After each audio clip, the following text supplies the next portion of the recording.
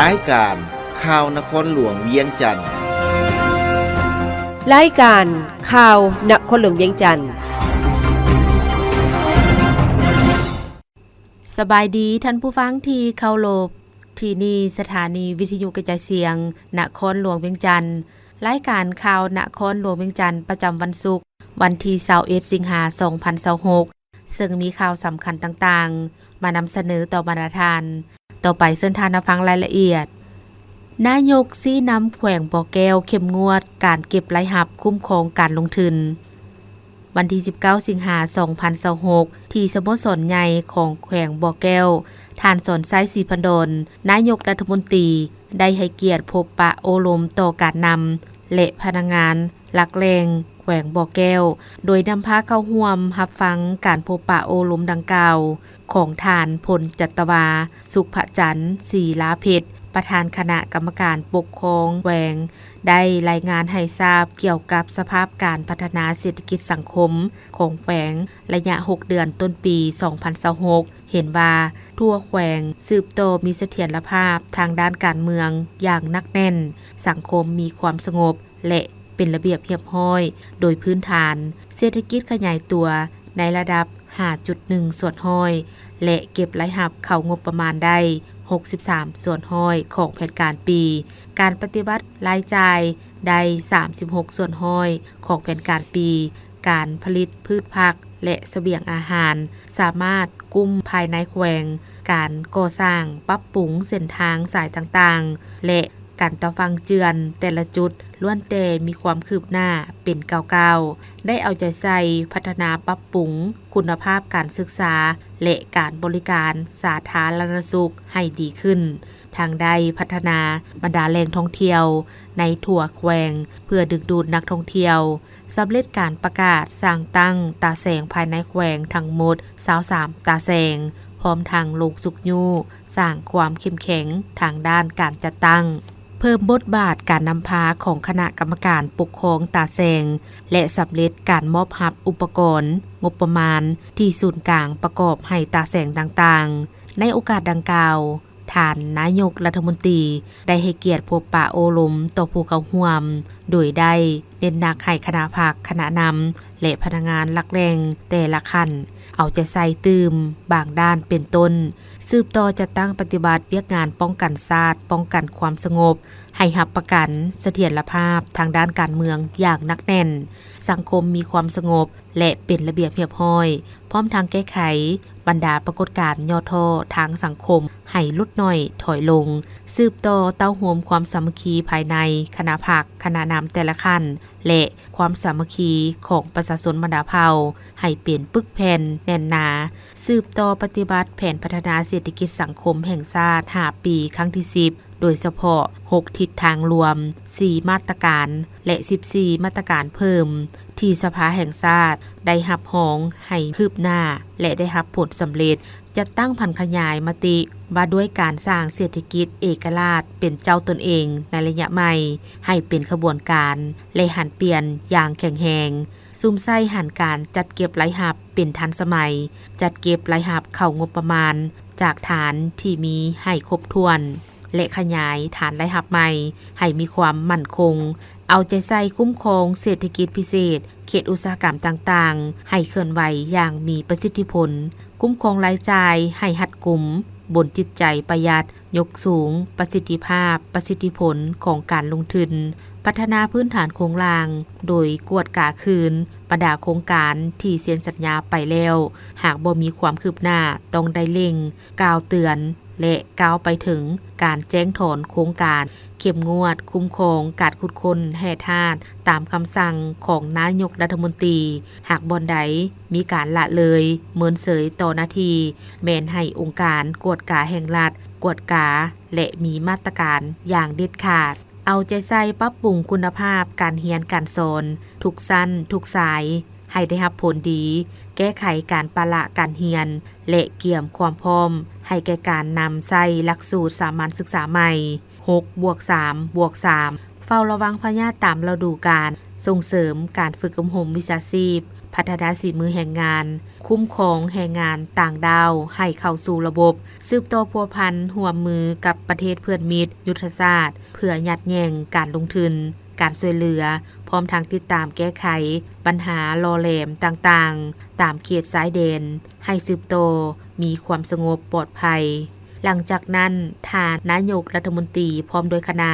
ได้ไปติดตามสุกยูการบริการการกวดกาขนสินค้าเข้าออกเมืองและการปรับปรุงโครงร่างพื้นฐานด้านสากลขัวมิตรภาพลาวไทยแห่งที่4ห้วยทรายเสียงของตืมอีก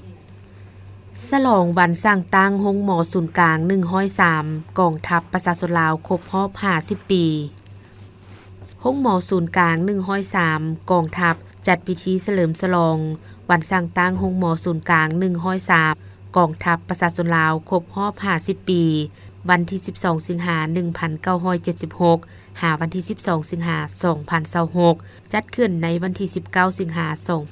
2026ที่โรงหมอศูนย์กลาง103โดยการเป็นประธานของสหายพลเอกคำเลียงอุทะไกรสอนกรรมการกรมการเมืองศูนย์กลางภาครองนายกรัฐมนตรีกระทรวงป้องกันประเทศในพิธีสหายพลจัตวาแสวงไสดาราศาสตร์หัวหน้าการทหารโรงหมอศูนย์กลาง103กองทัพประชาชนลาว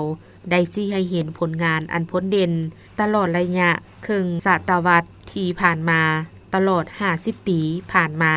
ภายใต้การชี้นำของกระทรวงป้องกันประเทศโรงหมอศูนย์กลาง103ได้เติบใหญ่ขยายตัวอย่างหนักแน่น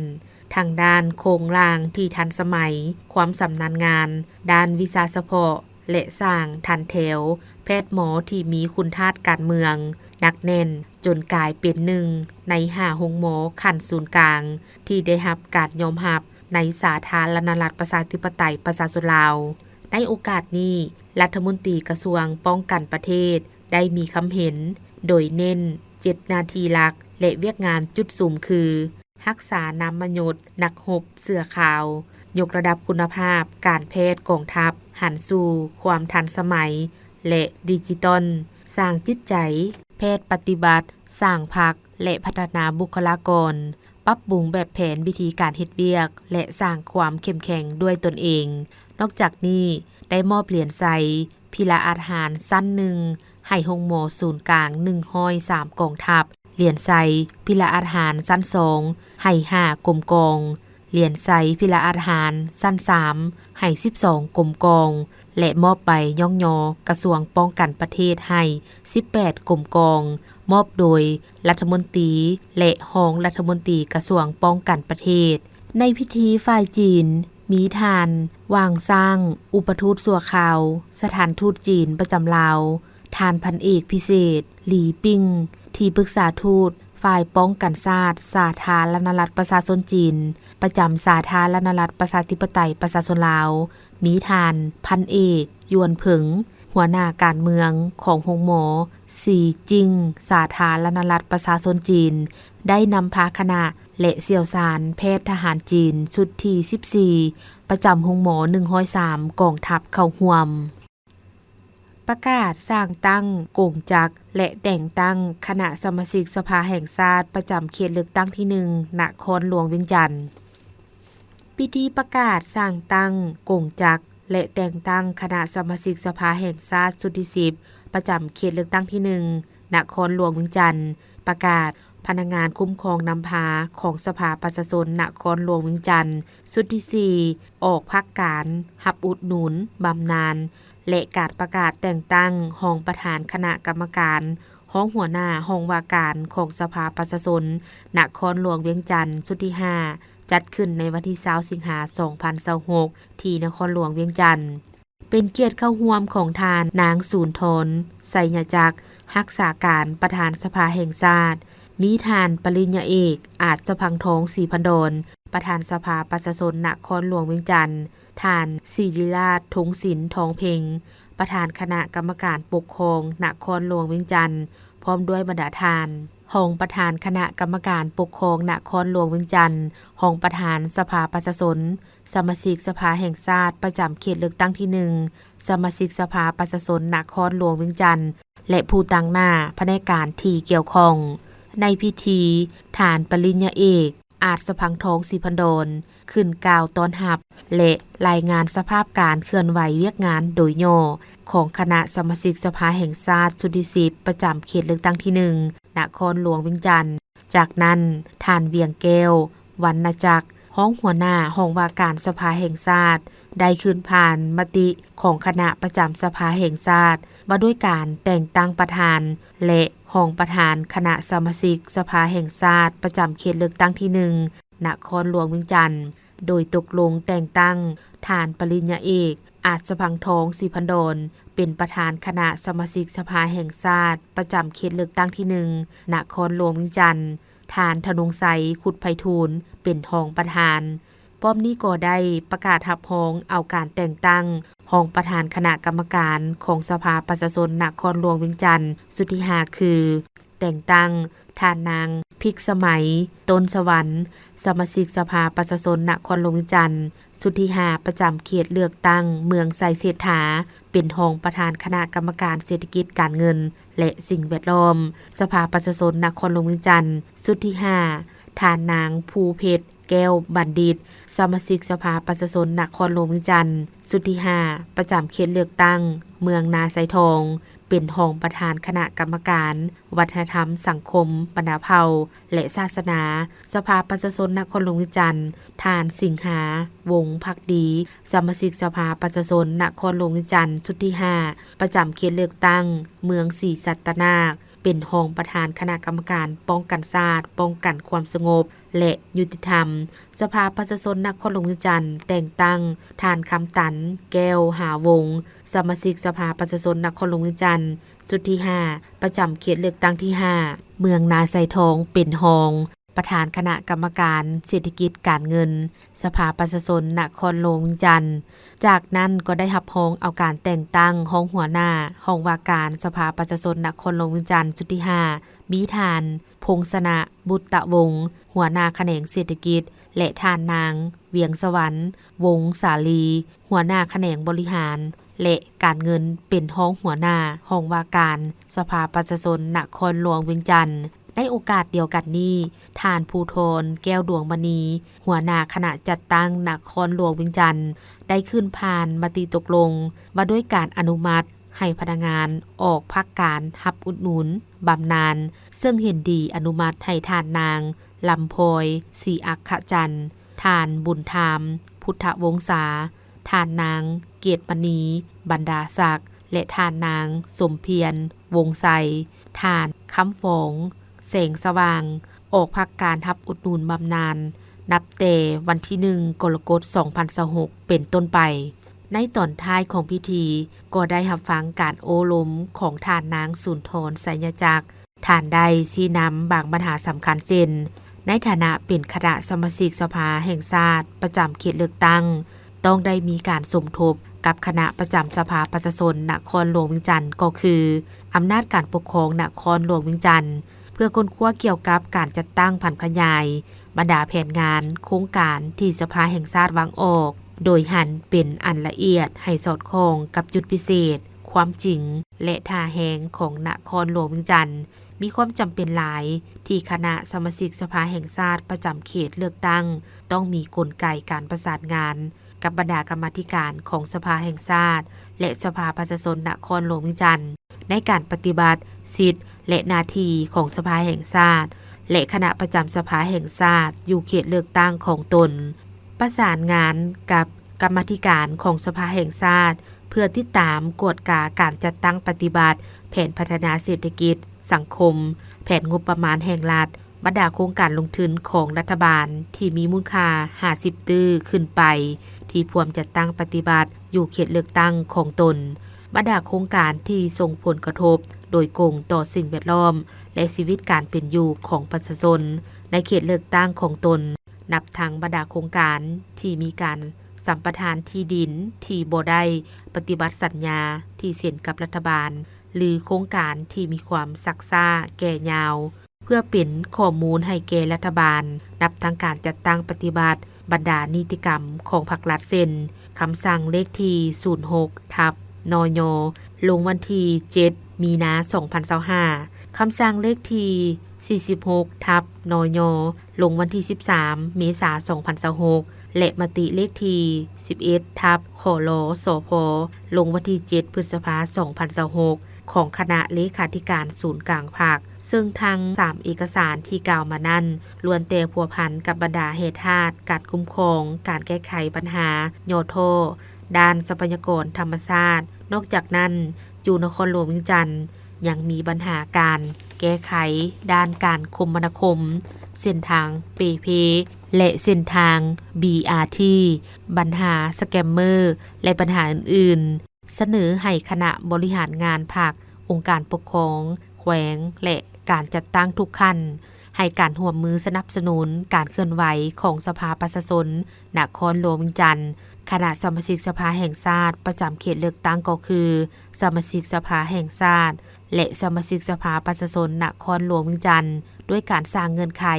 อำนวยความสะดวกให้แก่การเคลื่อนไหว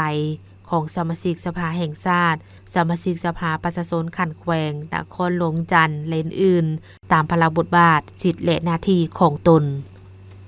คณะกรรมการแห่งชาติเพื่อต้านการฟอกเงินและการลงทุนให้แก่การก่อการร้ายและองค์การอัยการประชาชนสูงสุดร่วมมือเพิ่มทวีการต้านการฟอกเงิน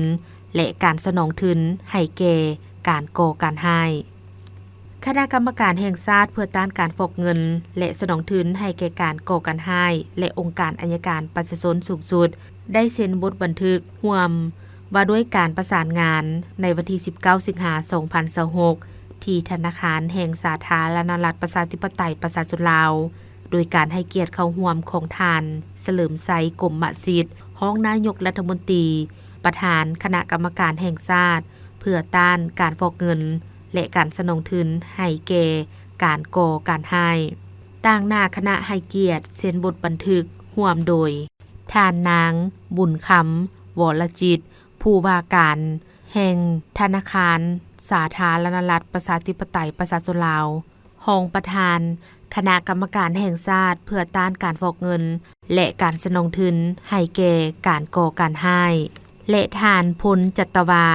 นางลีวงศ์ลาวลีหัวหน้าองค์การอัยการประชาชนสูงสุดมีบรรดาคณะกรรมการแห่งชาติเพื่อต้านการฟอกเงินและการสนองทุนให้แก่การก่อการร้ายรองผู้ว่าการรองประธานองค์การอัยการประชาชนสูงสุดพร้อมด้วยภาคส่วนที่เกี่ยวข้องเข้าร่วมพิธีเซ็นบทบันทึกร่วมในครั้งนี้เพื่อกำหนดหลักการเนื้อในวิธีการและกลไกประสานงานระหว่างคณะกรรมการแห่งชาติเพื่อต้านการฟอกเงินและการสนองทุนให้แก่การก่อการร้ายและองค์การอัยการประชาชนสูงสุดเพื่ออำนวยความสะดวกให้แก่การเคลื่อนไหวเวียกงานตามพระบทบาทสิทธิและหน้าที่ของแต่ละองค์การให้มีความเป็นเอกภาพถูกต้องสอดคล้องและกลุ่มเกี่ยวกันในใส่การผันขยายและปฏิบัติตามกฎหมายว่าด้วยการต้านการฟอกเงินและการสนองทุนให้แก่การก่อการร้ายและกฎหมายว่าด้วยองค์การอัยการประชาชนเพื่อให้เวียกงานของทั้งสองภาคส่วนเป็นระบบว่องไวปลอดภัยและรับประกันให้ทันสภาพการเป็นบ่อนอิงในการเข้าถึงการนำใช้ข้อมูลทางด้านการเงินการแลกเปลี่ยนข้อมูลข่าวสารและการนำใช้ข้อมูลที่พัวพันกับการฟอกเงินและการสนองทุนให้แก่การก่อการร้ายของทั้งสองฝ่ายประกอบส่วนเฮ็ดให้สังคมมีความมั่นคงเป็นระเบียบเรียบร้อยและเพิ่มทวีการร่วมมือในการต้านการฟอกเงินการสนองทุนให้แก่การก่อการร้ายให้มีประสิทธิผลยิ่งขึ้นเมืองสีโคตรตะบองสรุปผลการสอบเส็งจบสั้นป .5 และม .4 สุขเฮียน 2025 หา 2026ในวันที่18สิงหาคม2026ที่สโมสรโรงเรียนทฤษฎีการเมืองการปกครองนครหลวงเวียงจันทน์ห้องการศึกษาธิการและกีฬาเมืองสีโคตรตะบองนครหลวงเวียงจันทน์จัดพิธีสรุปผลการสอบเส็งจบสั้นประถมศึกษาป .5 และมัธยมศึกษาตอนต้นม .4 ประจำสุขเฮียน 2025 หา 2026โดยมีทานสันติวรรณสุขรองประธานคณะปกครองเมืองสีโคตรตะบอง ท่านสมดีดวงพระจันทร์ห้องหัวหน้าแผนกศึกษาธิการและกีฬานครหลวงเวียงจันทน์ท่านคำสิงห์ดวงลาลาหัวหน้าห้องการศึกษาธิการและกีฬาเมืองศรีโคตรตะบองพร้อมด้วยแขกถึกเชิญพนักงานครูอาจารย์ผู้ปกครองและนักเรียนเข้าร่วมโอกาสดังกล่าวท่านคำสิงห์ดวงลาลาได้ผ่านบทสรุปการสอบเสงจบสั้นประถมศึกษาป .5 และมัธยมศึกษาตอนต้นม .4 ประจำสุขเฮียน 2025 หา 2026 ว่าทั่วเมืองมีโรงเรียนประถมมัธยมตอนต้นและตอนปลายทั้งภาครัฐและเอกชนทั้งหมด109แห่งในสุขเฮียนนี้เมืองศรีโคตรตะบองสามารถยัดได้ผลงานอันพ้นเด่นในด้านการศึกษาเป็นต้นผลการสอบเสงจบสั้นป .5 จำนวนนักเรียนเข้าสอบเสงตัวจริงทั้งหมด 2,067 คนหญิง964 คนสอบเสงได้ทั้งหมดห้อยส่วนห้อยจำนวนนักเรียนสอบเสงได้5ขึ้นไปทุกวิชามี 1,585 คนหญิง806 คนจำนวนนักเรียนสอบเสงได้คะแนนเฉลี่ยดีเด่นหอบด้าน7ขึ้นไปทุกวิชามี354 คนหญิง222 คนสอบเสงได้คะแนนเฉลี่ยดีเลิศ9ขึ้นไปทุกวิชามี31คนหญิง19คนโรงเรียนที่มีผลงานดีเด่นในบ้านการสอบเสงจบสั้นได้สมบูรณ์เฉลี่ย60ส่วนห้อยขึ้นไปมีทั้งหมด50แห่งโรงเรียนเสงได้คะแนนเฉลี่ยสมบูรณ์ห้อยส่วนห้อยมี11แห่งครูอาจารย์ที่มีผลงานดีเด่นสร้างนักเรียนได้คะแนน9ขึ้นไปมี13ฐานครูดีเด่นคะแนนสมบูรณ์เฉลี่ยได้60ส่วนห้อยขึ้นไปทุกวิชาจำนวน62คนครูดีเด่นในคะแนน7ขึ้นไปทุกวิชาจำนวน56คนสำหรับผลการสอบเสงจบสั้นม .4 มีนักเรียนเข้าสอบเสงตัวจริงทั้งหมด 1,853 คนหญิง937 คนเสงได้ทั้งหมดห้อยส่วนห้อยจำนวนนักเรียนสอบเสงได้คะแนน5ขึ้นไปทุกวิชามี911 คนหญิง504 คนนักเรียนสอบเสงได้คะแนนเฉลี่ย5ขึ้นไปทุกวิชามี 1,853 คนหญิง937 คนนักเรียนสอบเสงได้คะแนนดีเด่นหอบด้าน7ขึ้นไปทุกวิชามี235คนหญิง146คนนักเรียนสอบเสงได้คะแนนเฉลี่ย7ขึ้นไปทุกวิชามี348คนหญิง223คนนักเรียนสอบเสงได้ใบประกาศนียบัตรแดงคะแนนเฉลี่ย9ขึ้นไปทุกวิชามี6คนโรงเรียนที่มีผลงานดีเด่นในบ้านการสอบเสงจบสั้นได้คะแนนเฉลี่ยสมบูรณ์65ส่วนห้อยขึ้นไปมีทั้งหมด13แห่งครูอาจารย์ที่มีผลงานดีเด่นสิสอนผลการสอบเสงจบสั้นม .4 นักเรียนได้รับใบประกาศนียบัตรแดงทั้งหมด23คน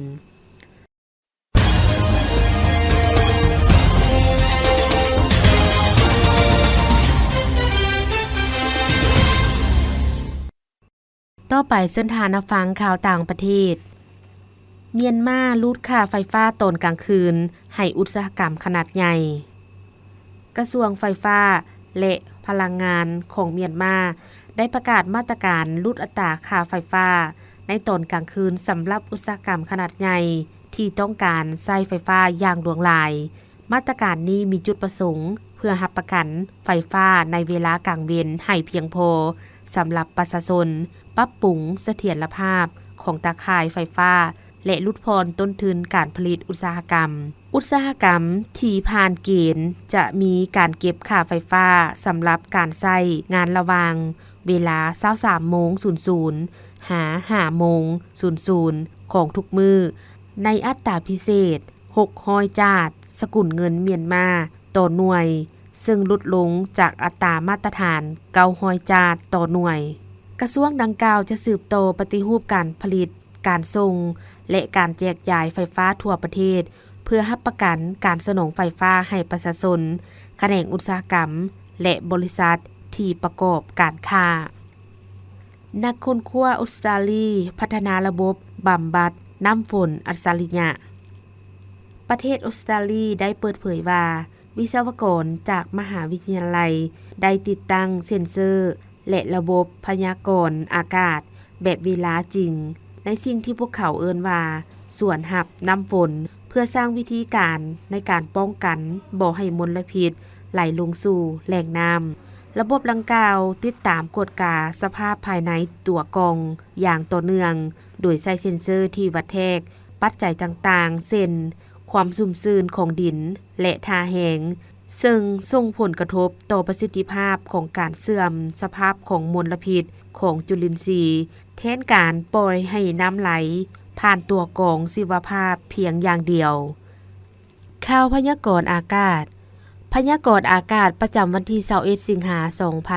2026ห้องความกดดันอากาศต่ำยังจะสืบต่อพาดผ่านอยู่เขตภาคเหนือและภาคกลางของประเทศลาวสมทบกับลมมรสุมตะวันตกเฉียงใต้พัดปกคลุมเป็นส่วนใหญ่